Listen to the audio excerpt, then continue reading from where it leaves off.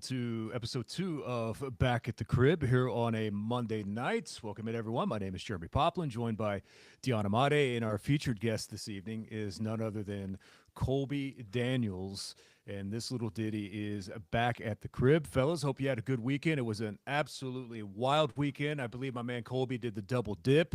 With a little Stillwater action and Norman. We'll get into all of that coming up. I spent the weekend in lovely Tampa, Florida, with University of Tulsa and South Florida, as the Bulls got themselves another head coach. Did you guys know, by the way, that this is now 3 games this season that South Florida has played and won, and the next week they've had 3 teams now fire their head coach after a loss to South Florida. Oh, Tulsa wow. becomes the third one. Yeah, FAU.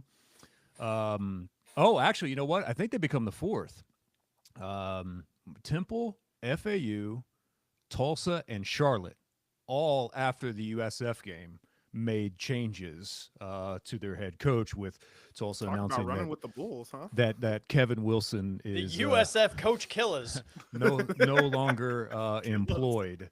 Dang. Well, I was trying to think earlier that did we have a weekend that is wild as what last weekend's was? Now, the college football playoff has a lot to do with this, but you guys remember how wild that 2007 was. It may be one of the craziest college football years that we ever had. But Colby, off the top of your head, it's probably because we had literally 13 or 14 impact games this weekend because of the college football playoff that actually mattered and play a significant role in what the rankings are going to look like tomorrow, compared back to '07, where it seems like everyone lost. But again, I think you could throw the everyone lost this weekend. What a wild weekend, man. I don't think any of us expected that to happen, but I'm here for it, and I'm here for more next weekend because Vandy has the chance to do the funniest thing ever, with Tennessee just kicking back and finding themselves back in the playoff mix to actually beat the Vols at home. What a wild weekend. I mean, we were having this conversation last Monday night, right? About the landscape of college football and how much parity there seems to be, and maybe there's not a lot of separation from the best team in the country to team number 5, team number 10, team number 15. And I made the point, all of these games that would otherwise be meaningless, and the specific example I used, and I didn't even mean this in terms of trying to specifically point at this game. I just grabbed a random game, but the game I used as an example would be in previous years at this stage of the season. Ole Miss Florida is meaningless, right? Yes, It's it is. meaningless. Like, Florida's trying to become bowl eligible. Ole Miss has already lost a couple games. Like, they're not getting into a 4-team playoff. They're probably on the outside looking in terms of an SEC championship game. That game's kind of meaningless in the previous era, and that was essentially a playoff game for Ole Miss on Saturday, which they lost, by the way, and now they're out of the picture. I mean, unless we get another weekend of just absolute chaos and maybe they find themselves walking back into the picture, but it would take a lot. But my point last week was, any of these teams that are in the conversation for a playoff this late in the season, they're playing playoff games now, and that's pretty awesome. If we're going down the list of, listing off the things that we were right about, I mean, I would like to put my hat in as talking about last week when I said it's not just the Big 12 that has all this parity and that's all these teams from top to bottom that are losing. It's all across the country with this new day and age of college football. And you saw it this weekend. I mean, Oklahoma taking on Alabama. That's weird. I mean, Florida beating what you just mentioned, Old Miss. That's weird. I mean, every across the board in college football, just nothing but weird parody, a week to week basis, and that's just the day and age of college football that we're living in now. But to Colby's point, though, what makes the playoff so great, and we're not even there yet, is the fact that everyone just wants to focus on the games once we get the teams that are set in place. When you can make the argument that the playoff has been happening now for the past 2 weeks easily, and we've got another round of the playoffs coming up this week. Now, there's still a long way to go, and chaos could ultimately happen. I mean, hell, look at the chaos scenario that's taking place in the Big 12 right now, What you sent me the headline earlier, 256 different scenarios could still play out in the Big 12. Oh, and by the way, one of those includes BYU and Houston that doesn't kick off until 9:30 Central Time. We might not know who plays in the Big 12 championship game until 1 a.m. Sunday morning, which is absolutely absurd and insane. And so Big 12, I applaud them for it. The Big 12 released that there are 256 different scenarios that are still in play to determine their conference championship matchup. 256 Yeah, that's awesome. different scenarios. That is outstanding. I love it. And none of Absolutely them love it. involve Oklahoma State, which is, again, just And Mike Gundy completely laughed about You that have today. to rub that in. You'd have to put that in there. Mike Gundy actually laughed about that today as he was leaving the podium because someone was asking about all the scenarios, and Mike said, hey, he went Dion just a minute ago. He was like, not to say that I told you so, but I told you so. A lot of teams are going to be involved with this. And he turned back around and smiled. He goes, unfortunately, we're just not one of them, as he was walking away. Mic drop. Yeah, Mic drop. yeah, virtually so.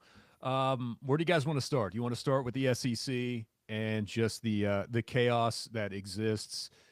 I mean, is there any other way to put it other than they're cannibalizing each other inside of the conference? And does Greg Sankey also now threaten teams that were underdogs in his own conference for essentially ruining the master plan, at least for this week, until they can get back around to next week? Because my man had to be a tad bit angry at some of the upsets that were happening that are and could ultimately cost his conference one, maybe two spots. And now the ACC's there saying everyone thought we were getting one, but championship game, Miami and SMU. What if Clemson beats South Carolina? They're sitting there, pounding themselves on the chest saying, hey, we have an opportunity now. All the chaos might have allowed a conference like the ACC to potentially have a pathway to two now when they might have only had one just a week ago. And the Big 12 could still get left out, right? I mean, that's still in play as well with Tulane potentially winning out.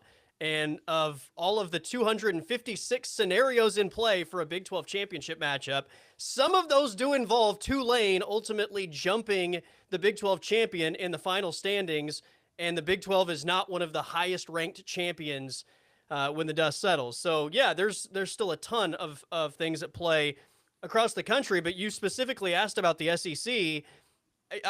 We see these videos from time to time after a college football weekend where some absolute lunatic is watching his team lose, and he jerks his television off the wall, right, and he slams it on the floor or throws it out the window, or maybe he just throws something at it and the thing shatters. That was Greg Sankey this weekend. And while the rest of the country is laughing at him in the SEC, the problem is he's going to take action because of all of this, and he's probably going to blow up college football, right? Like he might be in a scenario where the SEC only gets 3 teams. Like they're probably only going to have 3 teams in the ranking on Tuesday night that are in the top 12 bracket. And if it were to go that way when the final bracket comes out, can you imagine the extremes that Greg Sankey will go to ultimately secure his conference at the top once again, whether that means like blowing up all of college football or saying, we're going to go do our own thing. Like that's the power he wields. And he has subtly reminded us of that every couple weeks, right? For the last 3 years now. So it's funny to watch the SEC kind of have to like roll around in this situation that they've created for themselves, especially with these giant conferences where you have completely uneven schedules. But it might not actually be a good thing that the SEC is cannibalizing itself for the good of college football going forward. So who falls out as far as if we're talking about the SEC and we're talking about the teams that are in contention for the playoffs? Does a team like Alabama, who was originally ranked 7th and then loses to OU, do they fall out? You can't put them in now after that They won't loss. be in the top 12 this week. Yeah. If I had to guess, and I would feel like I would probably feel pretty confident about this, but you never know with the committee. I would imagine that Texas, Georgia, and Tennessee are the only SEC teams that are in the top 12 bracket on Tuesday night. When you consider the 5 champions and then the 7 at-large bids, I think those will be the 3 SEC representatives. You'll still have 4 from the Big Ten. The ACC will now have 2. And then you'll have Boise and the Big 12 champ. Dang. Yeah, I know. And because of all the chaos that happened, and did you guys notice a trend that was happening to? We were at Raymond James Stadium while the first half of the Indiana game was playing, and people at halftime were already saying, "Oh, this Indiana team belongs. Oh, this Indiana team belongs." Like trying to do what the SEC media does a lot, which is to try to go ahead and convince everyone that they belong. And because of where their metrics were at, even if they lost that game and it was close, metrics wise, I had always at least asked myself the question, what's going to happen with them in terms of where the committee is going to put them because of the schedule that they played. And they had the perfect storm that happened. Now I know Ohio State Yeah. was trying to maybe make that a little bit look a little bit better than what it really was. But even in a loss on Saturday, Indiana had the perfect storm happen with everything and the amount of chaos that went down in the SEC. And then to top it all off, I mean, I think we could make the statement because Colby, we've talked about this before, is I've had the pleasure of going and watching a Lane Kiffin team up close when they played Tulsa a few years ago. I've also watched a lot of Ole Miss football, and they did beat Georgia. I'll give them that, and they do look different when they play well, but they're still a Lane Kiffin coach team. They are plagued by penalties. They just have Lane Kiffin-esque things happen to them in big moments. And I was not shocked at all that that team went and got beat by Florida. And then the one that you could see coming from a mile away. And no offense to my new best friend, Justin Moore, the athletic director at the University of Tulsa, but could you not see that A&M loss coming from about Wednesday of last week? I mean, it just had it written in stone. It felt like that they are going to stub their toe all the way down to even Elko making the mistake of saying all of our at the press conference, all of our focus is on Texas. I mean, all of our focus is on Ole Miss. And for the, or excuse me, for Auburn. And then for the Auburn football account to retweet that. Absolutely perfect there from the social media team. So, yeah, a couple of surprises. I mean, but also, I'm surprised that it took 4 overtimes for Texas A&M to stub their toe. I mean, I figured they'd do it in regulation. That was wild, man. That was wild, of like landing back and trying to keep track of everything that was happening or had just happened a few moments prior from walking off of the plane. Yeah, spectacular. Okay, Colby, tell us the scene. What was the scene like there in Norman for the field storming that has now cost them $200,000? You realize that Alabama almost has like $1 million in fines that's paid directly to them because every time they get beat, they get the field rushed every time that they lose in conference. You know, you may not be what you were. You're still a badass though. When everyone beats you, they rush the field no matter what. Oh, and you got like $1 million in a nice little envelope there for your efforts. Man, the atmosphere was pretty awesome. I think there was a lot of cautious optimism at halftime when Oklahoma had the lead, and you can go back to the Ole Miss game when Oklahoma had a lead, right? And everybody was just excited that they had shown up for the first half and were able to hang with this top 10, I think at the time, opponent. And, I don't know how many people thought that was going to maintain over 4 quarters. And obviously against Ole Miss, it didn't.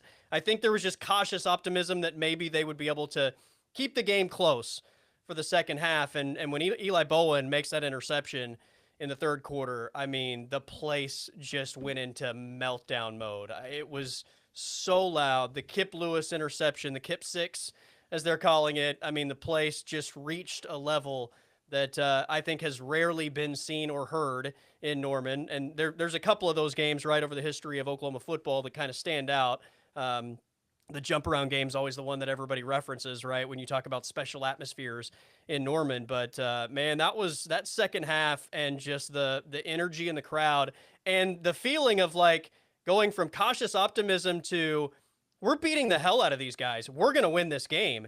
And you could see and feel the energy in the crowd to the point that before the third quarter was even over, I was having a conversation with a couple other media members on the sideline, and I said, they're going to rush the field, aren't they?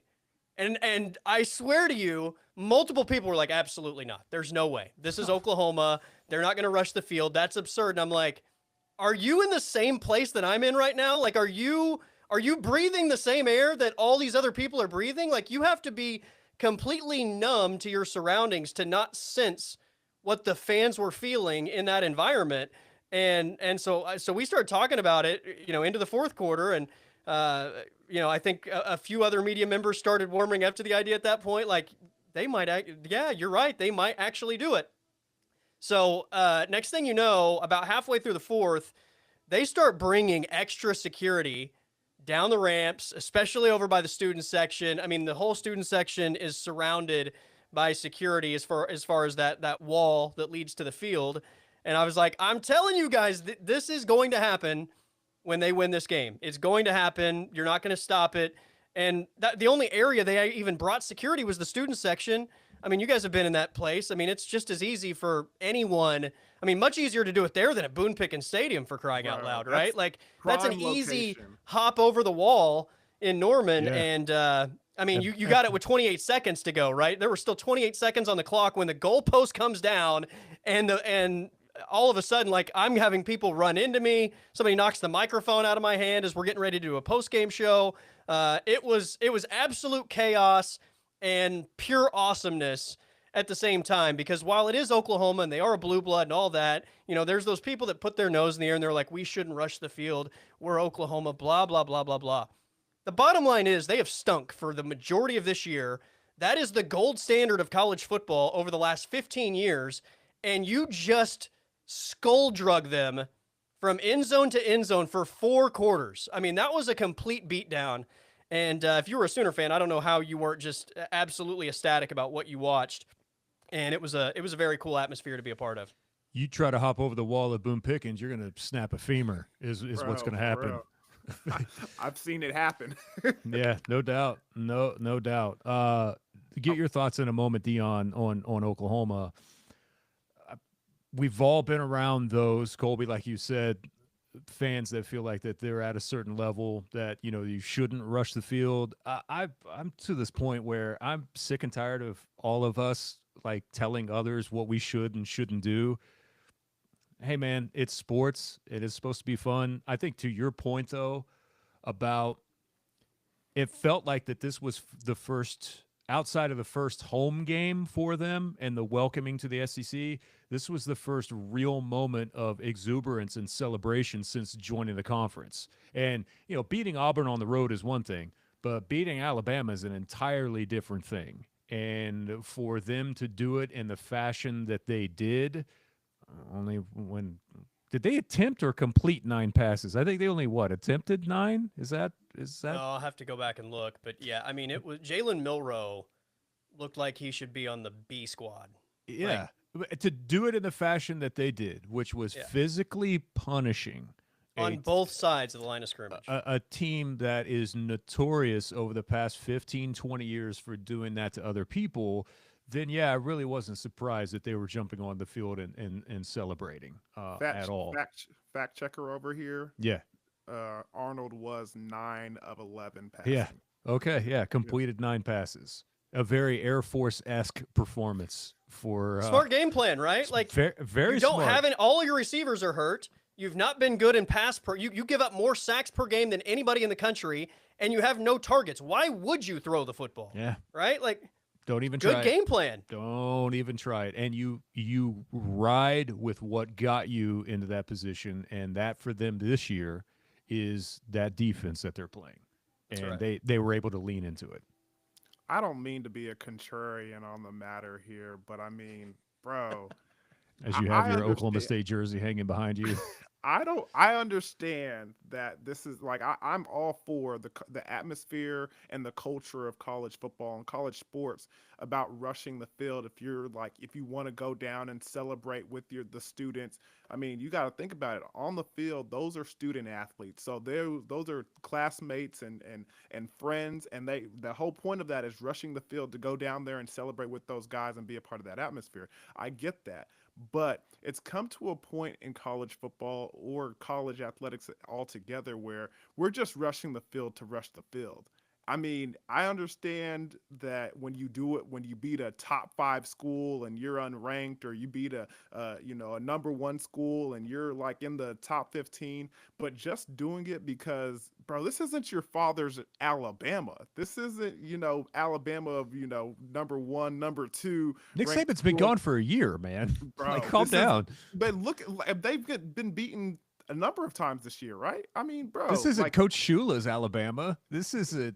that I mean, they were number 7, that Yeah. wasn't that right? didn't warrant rushing the field. They just rushed the field because OU's had a bad year, and they had this. Yeah. They were excited, And nobody on the and so planet, they nobody wanted on to the planet celebrate. thought they had a chance to win that game. Nobody on the Nobody planet. on the planet. But And- this was a number 7 team in the country, not a number 5 or anything like that. Like it was. And it Dion, I was don't a think lot. either So if they one had of us. if they had a ranking spot that was 2 spots higher than it's okay, Yeah. you realize how absurd that is? Yeah, I'm just saying, guys, that I'm not saying it just because it's OU. I mean, I'm talking about all of college football. They're using any reason to like get on the field and rush it, any reason at all. I don't think either one of us are sitting here saying that needs to become the norm, where you're doing that every weekend after every win at home. I just mean, think OU that- hasn't done it in 24 years. I understand. That I was reminded today that they did rush the field in the past several years in one of the Bedlam victories. Now, it wasn't full on. Yes, it wasn't full on, because Holcomb reminded me today. It wasn't full on like we saw with the entire. You from up above, it didn't look like there was one piece of grass that you could be seen, but there was some students that ran onto the field after one of the Bedlam victories in one of the higher profile versions of that, but not anything like that. We're not suggesting they do it all the time. If it becomes the norm, then I'm like, okay, all right, maybe we need to kind of readjust here. To your point, though, I do think you bring up a valid point about just finding a way to be a wild ass and get onto the field. I mean, there was a video of an ASU student. Did you guys see Yeah, the ASU student that went on to the field and was able to sneak into the BYU medical tent and film himself from inside there? Did you see that? Yeah. I mean, because they had that incident where they were trying to get the players off, so everybody was trying to find a corner of the stadium to kind of chill at while they had that last second play, and this guy just finds himself in the medical tent of the opposing team, and he's just like, "Look at these idiots! They have no idea that I'm in here."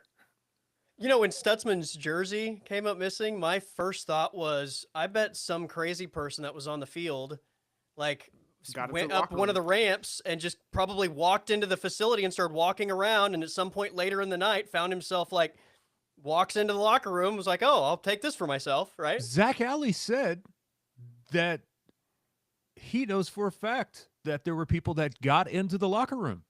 Zach Alley said that post game. He was like, Bro. "Oh yeah, there was like frat kids in here, just got to celebrate." He was like, "It was a fun time." I had the same thing. I thought that you like, "Oh, we got ourselves another Tom Brady incident here, where someone broke in after the Super Bowl and stole my man Danny Stutzman's jersey." That happened in 2011 in the Bedlam game when the student body rushed the field. That we were like in the locker room. They're like, "Do you know that guy? Do you know that guy? I don't know that guy." So I mean, it happens. It's pandemonium. You can't control it. Just randomly walking around. Yeah, it's. By the way, when they rushed the field that night, that wasn't a very good OU team, was it? That was Bedlam. You can't control Bedlam. man. See, yeah. You can't control. I didn't tell him to rush. Okay. I didn't tell him to Dion's rush. got I didn't even all think these they were gonna different rush. I'm not saying scenarios they were around wrong, here, but I mean, right? it wasn't- it Yeah. wasn't By the right. way, Well done, Dion. Well done on your. by the way, I think that one was warranted as well. I just wanted to throw a jab at you. Hey man, it was a late night. Let's just say that it was a late night, So OSU's got themselves a new little quarterback, huh? bro. Where's your little workout at, Where's Dion? where's your little quarterback at? Is it Mayo Lewaki? Did I say that Mayo right? Yeah, I'm still trying to get the pronunciation. So if, Mayo I'm not here Lewaki, to I think. correct any- I'm still calling him Smith. There you go. 8. I'm still sticking with Mike Smith Gundy and- just calls him 8 anyway, right? True. Yeah, but he looked pretty good and very, very poised for as a freshman. Eh, I was just impressed with his ability to kind of scan the field and That didn't add not any just- fuel to the fire from comments at all, did it? No, not at all. Not at all. I was just impressed with his ability to look at read one, look at read two, go to three, sometimes even go to the fourth option. You know, he played very maturely, but I do want to hesitate and pump the brakes a little bit, because you do have to remember this was a Texas Tech secondary that was pretty beat up all season long. Yeah. That did not fare well. I guess nationally ranked. I think they're like the second worst passing defense in the country. So That's right. we have to take that into consideration and not put the world on this young man's shoulders. People are already talking about how it's going to be interesting how, after the fact, now you have a lot to contend with individuals, in the portal, NIL money being offered, because you have a 3 quarterback situation with Rangel, Flores, and now Smith coming into the fold, where people are going to look at this and be like, well, he looks like a quarterback that we can do something with. Let's go get after him. So in a day and age of NIL, you can't pay 3 quarterbacks. So it's going to be interesting. You convinced say all this 3 of those about guys him. are going to be back, by the way? I know Mike Gundy today said that he felt pretty secure in the fact that all 3 of the other ones were going to be back. Where are you guys at on that? I mean, go ahead, Colby. Who knows? I mean, I would imagine that there's somebody out there that would be willing to throw some money at one of those guys, right? Rangel seems like he's been here a long time and coming off an injury. I don't know how that works with NIL, if it's the same way with like NFL quarterbacks, when they're like not willing to take a risk on you because you're coming off of injury. So we'll see how that plays. Flores, nobody's seen him do anything, so he's pretty safe. And then Smith is a freshman that took down and won newcomer of the week versus the second worst passing defense in the country. Yeah, So, but you know what? We can say that, but he's a true freshman. mhm. In his first start at this level. Like, I don't care if it's a good defense, a bad defense. He played a power 4 level defense and was fearless, had great poise. I thought commanded the offense well. Didn't seem to let any moment within the game, even when they were behind on the scoreboard, didn't seem to let any of those moments get to him. I know he wasn't perfect and he missed some throws and all that good stuff. And Mike Gundy made sure to mention that, right? But he was fantastic. I mean, first throw, I think for his first 2 throws of the game, he drops back and it wasn't safe, like dump down to the running back or something out into the flat. He threw it over the middle to Rashad Owens, and then I think to either Stribling or Brennan Presley. I can't remember, but I mean, on that first drive, he's letting it rip over the middle of the field and just looked absolutely fearless. I thought, again, whether that's a Tech defense or anybody else, for a true freshman, he showed a lot of guts, a lot of confidence, and he's only going to get better. I think Sean Stribling said in the postgame, like, this kid's just scratching the surface of what he is capable of. I think this kid has a big-time future. You hope that he gets a realistic opportunity, and I will throw this out. I was told after Bowman was benched, was that the Kansas State game, the first time he was benched this year? I believe so. So I think that next week, going into the next week's game, I remember a lot of conversation about, what's the quarterback situation going to be? And at that point, a lot of the fans were saying Flores, Flores, Flores. I had a conversation with somebody at Oklahoma State, and they told me then, like, watch out for this Smith kid. Like, he might end up being better than Flores. I don't know if he's there yet right now, but I was told, like, this kid's got something special. And I just kind of shook it off, like, okay, like, whatever you say. That's quarterback number 4 on the depth chart. You know what I mean? Like, I'm not listening to that nonsense, but man, he was really, really impressive. But if you're Rangel, and how long has Flores been in the program now, This is Dion? his second year. All Second right. year. So you've had a front row seat to what some, not me, to what some would say has been kind of a messed up quarterback situation at times, right? I mean, from a little bit of controversy here or there for maybe one guy's playing that shouldn't be playing, or before they decided to settle on one. Remember the scenario that we talked about on the radio last year in the first 4 games or so before not naming a quarterback? You never know how any of those guys are going to feel after being able to see something up close and in person. And also whatever family member or someone else is whispering in their ear about, are you going to get a fair shake here? Are you sure you want to live through this again? Whether it's factual or not, we all know this. perception is reality. However they perceive the situation is how they're going to take it. So that's why I just asked the question, because Gundy seemed, I don't want to say that he was just like, yeah, 100% they're going to be back, but he seemed pretty confident today in his comments that he felt like all three were going to be back. Just a question. Would that suggest that the OC is coming back? I mean, if Gundy's that confident that all three quarterbacks are coming back, would that suggest that the OC is man. coming back? Or would that suggest that they are going to make a move? Because some might argue the other way, right? That if you don't make a move, maybe you lose those guys. I don't know. But I would say this, for all three of those guys to come back to a battle, a three-way battle, in an offense that's essentially going to lose every proven weapon on the roster and the offensive line, there's a lot of turnover on that roster from a team that was Yeah. massively disappointing this season. And are we 100% sure that they're not going to portal shop as well for potential QB? Are we convinced of that? I mean, I don't think in this day and age of college football you can pretty, be confident about anybody not portal shopping for a quarterback, because at the end of the day, we've seen it with Miami. We've seen it with a number of these schools out here. If you have a quarterback, you have a shot.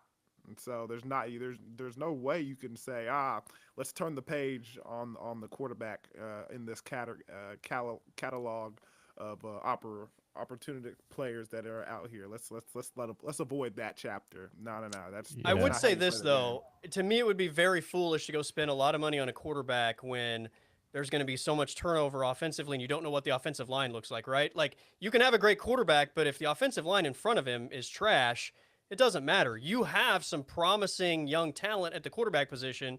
If you're going to spend money in any way, to me, it would be on trying to get an offensive line back next year, because you just lost so much experience.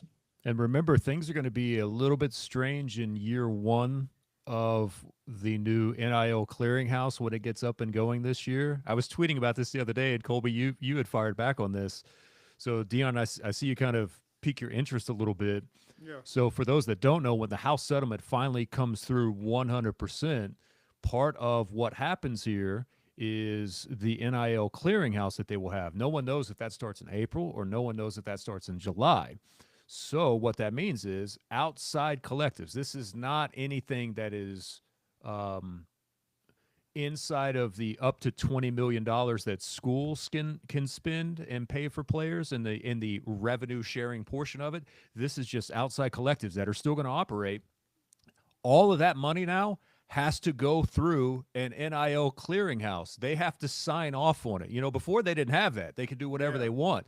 So there's a lot of people in the sport that feel like there's going to be a rush to pay a ton of money up front through collectives for some of these players, and maybe say they're going to get $800,000 to play next year.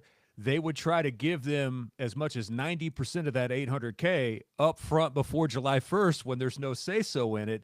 And then that'll save them money on the backside with how much ever money they decide to spend within the cap. So it's going to cheat the game and Spend it kind all of now before save a anybody little tries bit to of cap govern room, what we're doing. right before governance comes in on this. So I can't wait to see what the spring and summer months look like before the clearinghouse actually gets up and going, and who gets their money, who gets it up front, because there's going to be a lot of cash that's thrown around before we even get to the cap portion of college football. And there's still some concerns and questions about what that looks like. I love it, man. I love this NFL model so much. I keep bringing it. Wild West. Keep bringing it for I just sure. love that they're just completely open about how they're going to try to capitalize on the lack of rules at the moment, right?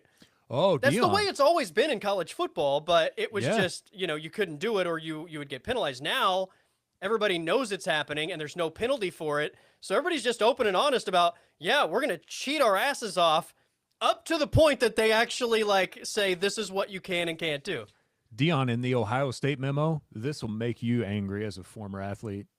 In the Ohio State memo, and remember, largest athletic department in the country, I think 36 sports that operate at Ohio State, they put in writing that if you are a former athlete going all the way back to 2016, you are eligible for repayment of missed NIL opportunities at Ohio State. Now I know that that doesn't fit into your window because we got to go back even a little bit further. But I mean, now retroactively, they're going to go back and give some of those athletes an opportunity to recoup some of that money. But if you were an athlete between 2016 and when NIL first became active, how about that? So me, Maurice Corrette, and Terrell Pryor all miss out on this money. Yeah. Well, they didn't miss out on But it because they were my man, selling the their gold 12 gauge, pants. Cardell Jones is going to cash in, baby. Yes. Yeah, no doubt. No doubt. All right. Before we get some other just national thoughts, a quick question from to both of you. What is your opinion on the Tulsa gig, and how important is this hire considering where we're at now in the state of college athletics?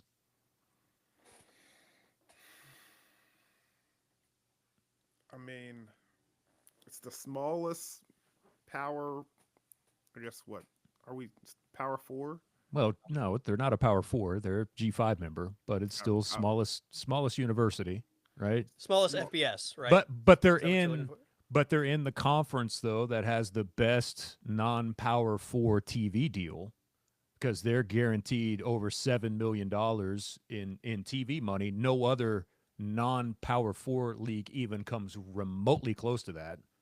And we don't know what the new Pac-12 is going to get. So, as far as financially for their size, TV contract, they're good, but commitment to money is growing. That's there, but you guys know how important that it is in today's day and age. I mean, look at that conference alone. The American fired 6 coaches in that conference, and they all had very bad years. So it's important, I think, now more than ever to make sure that your football team is competitive is the wrong word, but I think you guys know at least on a stable foundation moving forward. I mean, how much of this? I mean, and you're talking about the number of individuals that have been fired at that level. How much of this has a trend or kind of a copycat situation with the Vanderbilts and the Indianas, where you see a head coach come in one year, bring in the players that he had success with, and then miraculously they're competitive again and they're making big noise nationwide. Is that what we're looking at and the reason why? And Tulsa's now another team that's kind of falling into this kind of marketing plan where we bring in the coach with the players and we find some success and kind of microwave it real quick. Well, I don't know how Colby feels. I think Indiana's done it a little bit different at the Power Five level than a lot of others. My opinion is that I think a lot of them are looking at we're now relying on outside revenue more than ever before to be able to be competitive. We cannot have multiple years back to back, right, where even 1 ounce of funding dries up or even gives the semblance that we're not competitive at any point in time because it's going to crash to any type of funding and revenue that you can drive for maybe multiple years moving forward. And I also think that a lot of people look at them and say, all right, the timetable has changed a bit, to your point, Dion, about being competitive and wins and losses in a league that absolutely outside of Army and Tulane was capable of you being competitive in. You know, all of those schools are in the same boat of saying, I'm telling you guys, I saw it up close and in person. What Tulane has done does not get talked about enough for what they have turned themselves into, that they're still in the argument here after the program almost folded because of Hurricane Katrina and how bad they were on a regular basis and what they've turned themselves into. A lot of programs look around at that and say, hey, in this conference, why can't we do that? We know what type of finances that they're working with. We know that, yes, they're in a bigger media market, but that's about the only advantage that Tulane has, if we're just being honest. There are a lot of teams that feel like that we should at least be competitive within this league on a regular basis. I mean, You I you don't can know. you can survive losing, but you can't survive losing if nobody believes that the coach is going to turn it around, right? Like once you start losing, if everybody just kind of gives up on the guy that's in that chair, then you got to make the move no matter what, right? Because once that sets in, everybody quits caring. When you quit caring, there's no money. At least when people are pissed off, they're spending money because they want to fix it, right? Yeah. When people are happy, they're spending money because they're excited about what's happening. But when you feel like there's no hope, then you quit caring, and then the money doesn't get funneled in. Everybody just kind of shrugs and starts looking elsewhere, right? Let's pay attention to something else. So, I think when you are in a position where you feel like whoever the coach is, if that's not the guy that your fan base and your donors and your money people are going to believe in, then you have to pull the trigger. And this is a massively important hire because, Pop, how many times in the last 10 years has Tulsa been competitive for the American Athletic Conference Championship?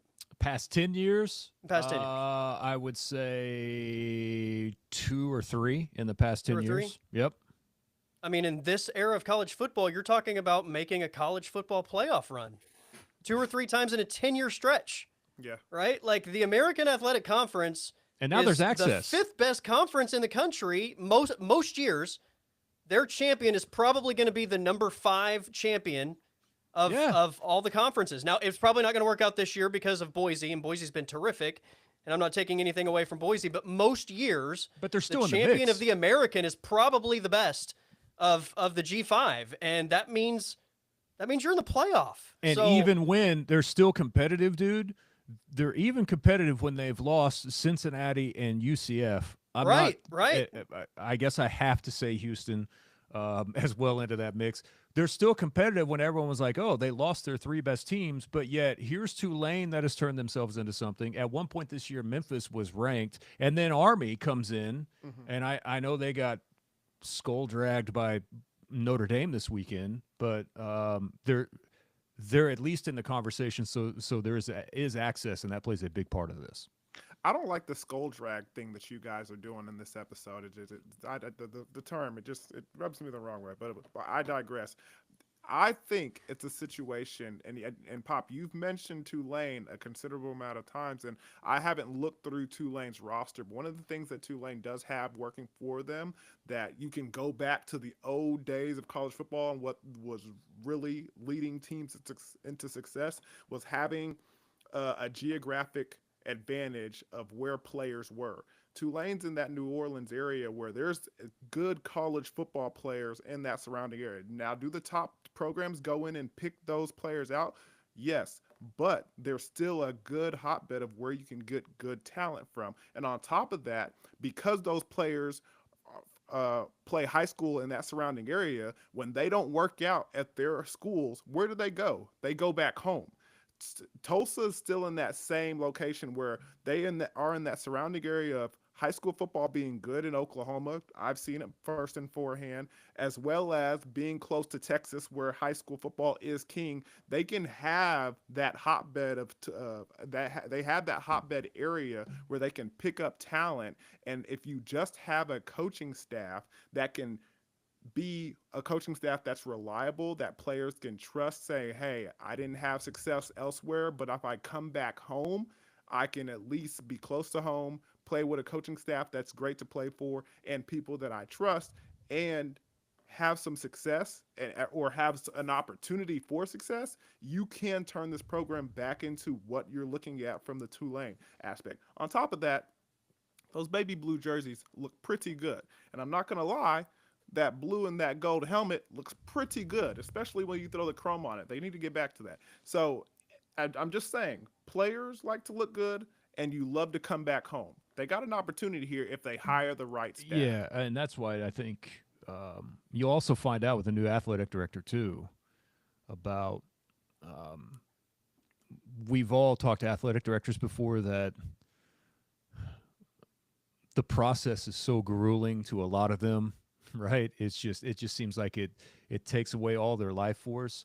There are some athletic directors that really enjoy this process and that look forward to going and getting to meet.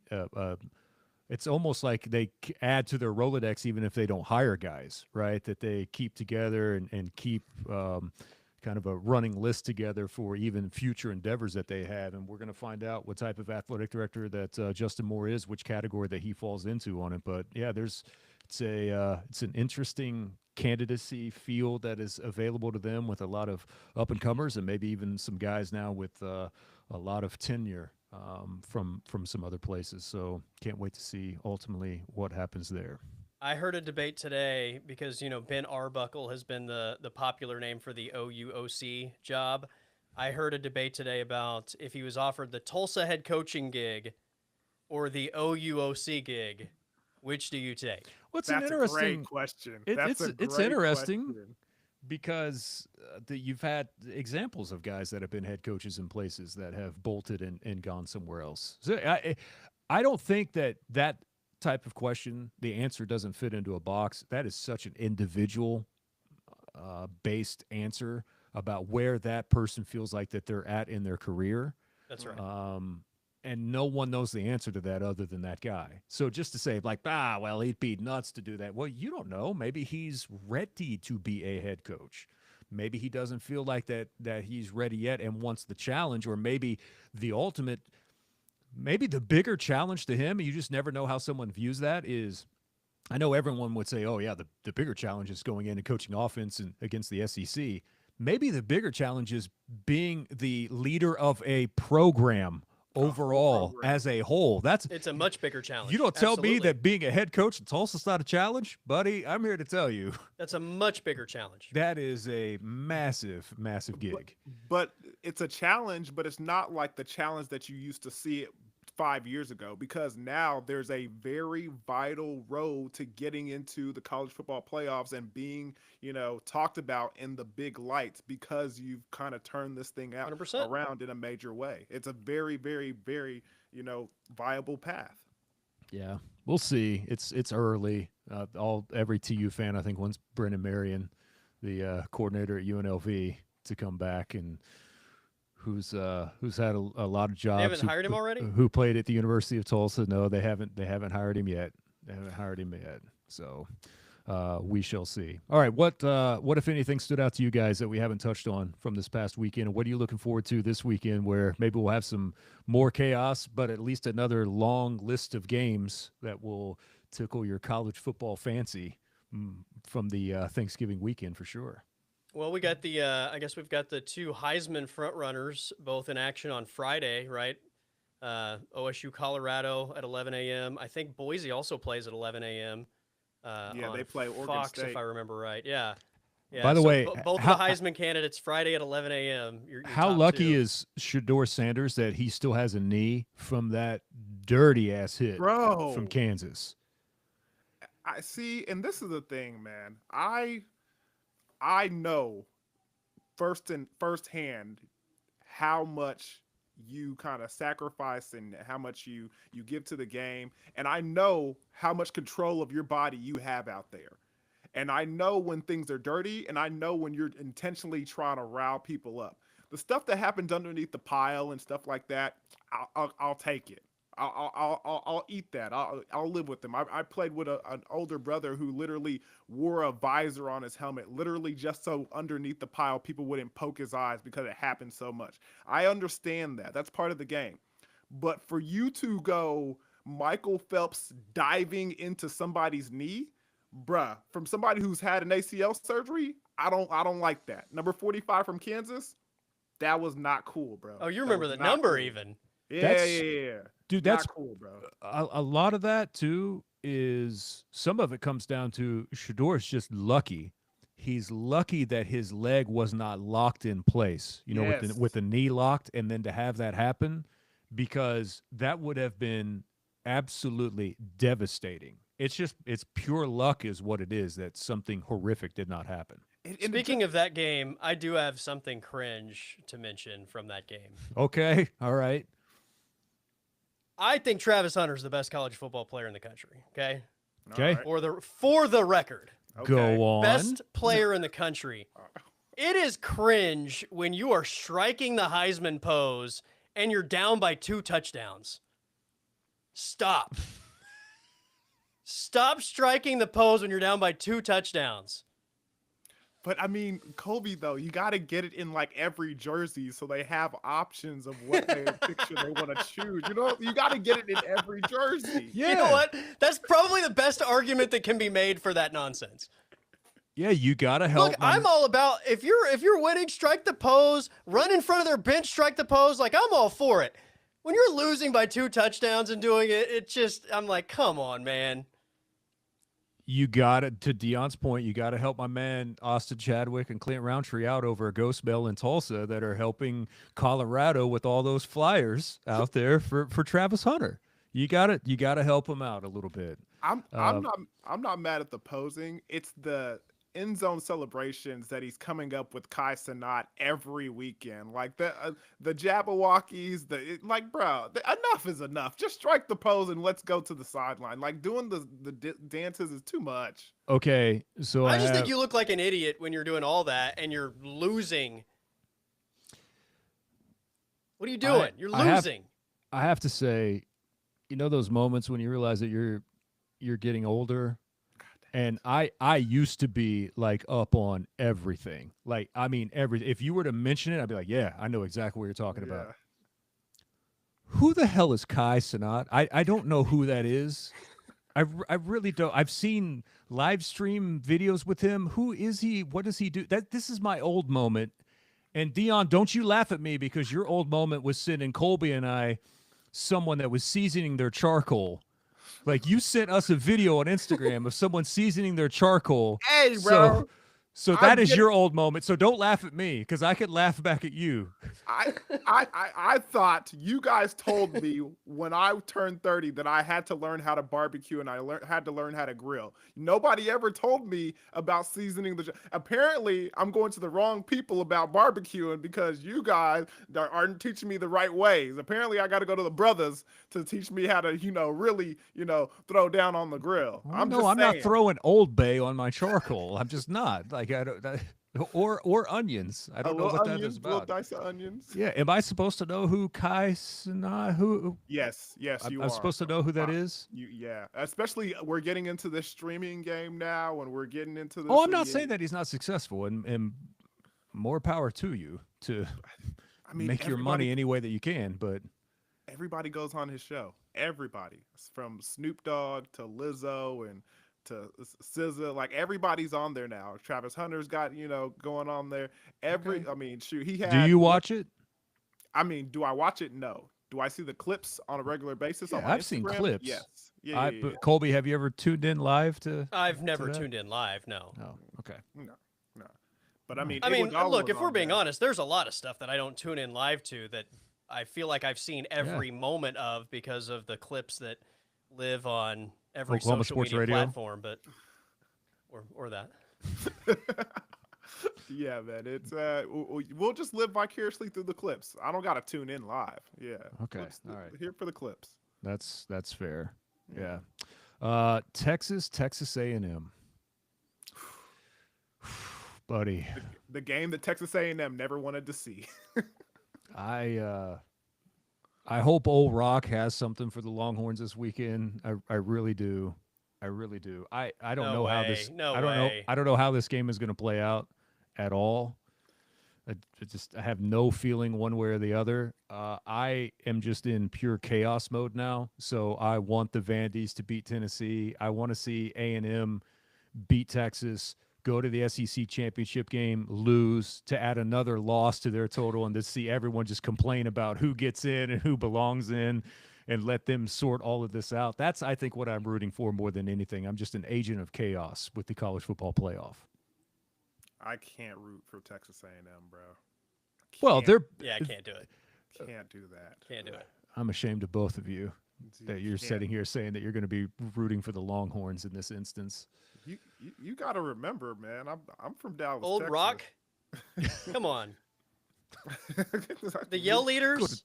Going to tell the Longhorns what we got going on. Like, come on. Both of you if I had a ring, way I'd too shine good it at up. that. Both of you are too good at that. What's the status on Ewers? I haven't even heard. I don't know. They were talking about maybe a little MRI today. That's what I had heard, but I On never that? heard or saw if there were results. That means that the best quarterback they have might actually play. Don't do that. In a night game at A&M, that would be a wild atmosphere. This for will Arch Manning be to experience. Texas's first night game as a member of the SEC conference with that bleep ass schedule that they've played this year. They played nobody. They're Well, the Indiana of the SEC, right? They're worse than Indiana. Their schedule is worse than Indiana's, in my opinion. Well, now that Indiana has played Ohio State, that's probably they yeah. played Georgia, so Yeah, it's comparable. That's comparable, right? Yeah. With that wash. That's a wash right there. So But, what do you do with Texas if they lose if you're the committee? They're out. They're out. They almost have to be, right? That'd be their. They'd be 10-2. Yeah, you can't put them in with Not with they that. Have no, their best win is either Arkansas or what? Florida? Vanderbilt. Oh, Vandy. Yeah. Good point. Good point. What is Vandy? 6-5. Yes. 6-5 Vandy. 6-5 Arkansas. 6-5 Florida. Those are your best wins. I saw a post today. It said, have you played at least 2 SEC teams with a winning record in conference play? And on the left-hand column, it had every logo from the SEC. And in the middle, it had one category that said also yes, and it was UMass's logo. And far off to the right, it had a big NO with Texas's logo on it. So have you played at least 2 SEC teams with a winning record in conference play? Texas would be a no. UMass would be a yes. Woof. Yeah, if they Unbelievable. lose this weekend, they're out. There's Bro. no for all the people that were hating on Indiana and saying that they should have been out with 1 loss on the season to Ohio State. That is the absolute reality if Texas loses a second game to the only other relevant team on their entire schedule, right? And A&M's not even a world beater, obviously. So yeah, I don't know how there would be any sort of argument for them, even at 10-2. On the other side of this, though, if they do go and beat A&M at Kyle Field, I know people are going to look at Texas They're in A&M at and that what point. they've done this season, but bro, that atmosphere Oh, yeah. The atmosphere is going to Yeah. be incredible. Yeah. absolutely nuts. And Yeah, that is a listen. top-notch victory if they pull it off. It's easy for a lot of us to sit back and point and laugh and make fun of their traditions that they have at Texas A&M. I'm becoming more of a fan, by the way, but it's easy to sit Oh, back and God. Listen to and this to- suck up over here. it's easy to sit back. I and hope to you're laugh listening, at that. Justin Moore. Your But boy they- is sucking up. But let's not, let's not lie about it. True. Colby, you've been there, right? I've not been there. Oh, no. you haven't been there? No. Dion's played there. Wow. I've been there for one game. It's But I Pretty know, badass. I mean, obviously, I know that is not an easy place to go play, especially at night, and especially in a game that they are hyped about. yes. Bro, it's absolutely Yeah. nuts to play there. Like literally, Colby, I know I've said this before. Literally, the ground was shaking. Yeah. Was shaking. That place is bonkers, bro. I'm telling you right now. It's an atmosphere that goes up with everybody in college football, and I don't even like the place. I don't even like the school, and I'm giving them all kinds of credit because they put on a fantastic environment. Okay, last thing before We haven't even go. mentioned rivalry weekend, by the way. Well, let's go ahead. Let's go. Rivalry weekend. We got, Alabama Auburn isn't what it usually is, right? Michigan Right. Ohio State isn't what it usually is, but USC Notre Dame is essentially feels like a playoff type game. I mean, there's a good chance that Notre Dame could possibly lose a close game and still find themselves in the top 12, but you wouldn't want to risk it, right? Farmageddon is a playoff game. Farmageddon is a playoff game, absolutely. Yeah, I love rivalry games. College football rivalries to close out the regular season. I'm trying to think if there's anybody. Well, Clemson, South Carolina is massive. Clemson, South Carolina is massive. I'll tell you one that's. Do you know what they call that rivalry game, by the way? No, not off Clemson- the top of Clemson, my South head. Carolina? Palmetto Bowl. Palmetto Bowl. Okay.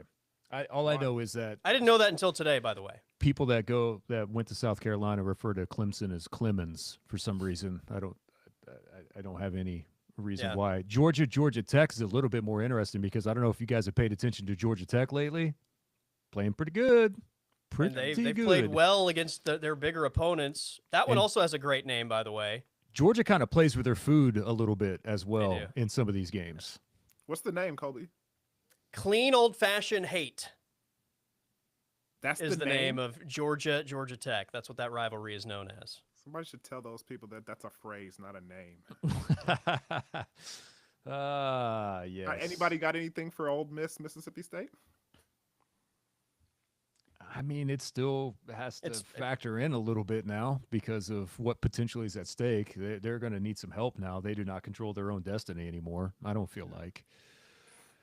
But still, one of the more hate-filled games throughout the entire country for sure. All right, final question I have before we wrap this up. Do you because we're talking about bowl projections now. If you had your choice, and if Oklahoma fans had to choose, would Oklahoma fans take a you-know-what all over the OU-Nebraska rivalry in a bowl game to get a crack at Lincoln Riley and USC in a bowl game? 1,000%. And it wouldn't even be close, would Not it? even close. Like Nebraska Not who? even close, yeah. Yeah. What? Yeah. We've never heard of you. Yeah, send them to pasture, right? Yeah, Like, we- give us USC. Give us USC in the most random bowl game that you can find. Well, I think the only way that one would be possible is if they got the Las Vegas Bowl bid. Yeah, let's go. Dang, I'm Vegas here would be for it. fun. Oh my gosh. God dang it. The hate. Did you know that 13 of the 16 SEC teams are bowl eligible, and Auburn, if they beat Alabama, would be 14 of 16? Mm-hmm. Yeah.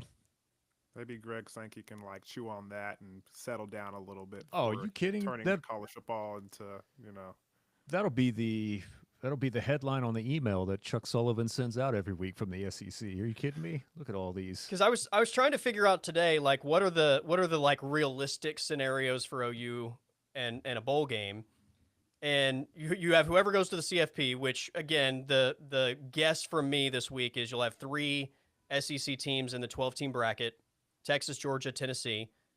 So there's 3 of the SEC teams out of the mix. Then your top SEC team, the Citrus Bowl, has their pick of whoever's left. They would probably take Alabama, I would assume, just because of the logo, right? yeah. Not because they're the best team remaining, but it's Alabama. I don't know why you wouldn't, but crazier things have happened. Then there's the next 6 that are assigned to the SEC are, let's see, I made a note of it earlier today. Okay, we have the Liberty Bowl, the Vegas Bowl, ReliaQuest, Texas Gator, and Music City. So in theory, that could go to, those 6 could go to A&M, South Carolina, LSU, Ole Miss, Missouri, and let's say Vanderbilt. Then you still have Florida, Arkansas, and OU, and the Yeah. next 2 bowl affiliations are Birmingham and Gasparilla. And then you don't have any more SEC bowls, so you would end up in a pool play bowl, which would be like the Cure Bowl. Or Fenway or something like that. Yeah. No, Fenway has alliances. With American. Yeah. Let's see. The Frisco Bowl is pool versus pool. Oh, that's the Boca Scooters Raton Bowl. Coffee Frisco Bowl. Yeah. Why do you know Yeah. I that? just know.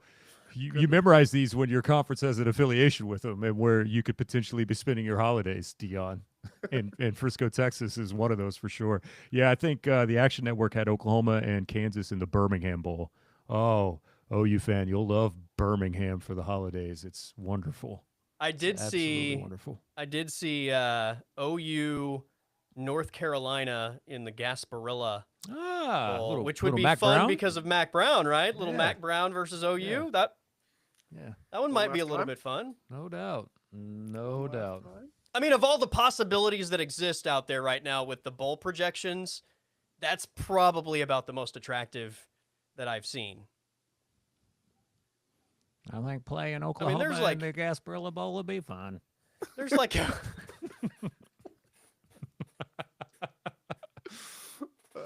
Bet you do, Mac. there was a USF in the Birmingham Bowl from I think 24/7 Sports. College Football Network had OU Louisiana in the Cure Oh, Bowl. Yes. That what I want. There might be 6 Sooner fans at the Cure Bowl for OU Louisiana. You know Is where the that- Cure Bowl is played, by the way? Cotton Bowl, right? Orlando. Oh, that no, I'm thinking of the First Responders Bowl. Yes, Yeah. Orlando I is thought the. it's not the Heart of Dallas anymore. No, I think it's First Responders. Heart of Dallas, one of those. Yeah. Hmm. Yeah. Then you guys play Purdue there. Yeah, Yeah, in Have in to go front watch of. the Blue Man Group. Oh, I had to do a pregame show for that thing at like 6 a.m. Just maybe the Yeah. most hungover I've ever been in my life. There's 6 a.m. on New Year's morning for that miserable bowl Yeah. matchup with so Purdue. cold, bro. Yeah, so in it- cold. in a stadium that seats 90,000. Where, what was the total attendance of that day? You think? Bro. I don't even want to guess. I don't even want to. Maybe Well- 7,000. And if they had won the week before, it was like, what, New Year's 6, Dion? yeah, Yeah, that's what makes it even worse. So, yeah, it was like it went from maybe winning a conference championship and New Year's 6 Bowl to losing and meeting Purdue, I believe, in the Heart of Dallas Bowl. Yeah. Well, I can't believe it's here, but the regular season will officially be over by the time that we reconvene coming up on Monday with another edition of Back of the Crib. Hope you fellas have a great Thanksgiving. Dion, are you going to Colorado? Or are you staying here? nah, I gotta go see Mama. I'm going to Oh, that's Dallas. right. That's right. That Pop, you got is the brus ready for Thursday? right. I haven't bought it yet, but I will get that done. I will get that done. Yeah, we're doing something different this year for the fam. We're outsourcing our Thanksgiving meal. What? So Got no Pop- one the, is- The Poplin household got money. They're Look at catering Pop, that big thing. thinker. They So- catering that thing. So Yeah. we're not. I gotta go pick up half of the meal on Wednesday. Is when I gotta go pick that up. Shout out to the Hamlet for a little honey kiss ham. And by the way, I did not get that for free. No, that ham cost me $97. So we're gonna eat that and we're going to enjoy it for crying out loud. Tell them to give you a sponsorship. Yeah, we're open to sponsorships here at Back of the Crib, fellas. I'm gonna try and whip together John Holcomb's Waldorf salad, spiced Yes, Waldorf salad for spiced the next Waldorf. potluck at work. So Yeah. Good luck. I might do that and then just leave it right there on his desk for when he shows up, just to see what his reaction to that is. Have a great Thanksgiving, you guys. Appreciate you as always. We'll check in again next Monday, and we'll have a lot to discuss as well when we reconvene here at Back at the Crib. By the way, hit us up on YouTube. You can subscribe and like the channel. I've got this show. I've got the one I'm doing my own, and Rain and Kane. If you're a TU fan and you're tuning in as well, you can check out 3 different little shows there. But click and subscribe. It's at YouTube. Just look up The House of Pop on YouTube, and you'll be able to find this channel. Everyone, thank you for tuning in, and have a great Thanksgiving, and we'll see you back here Monday night.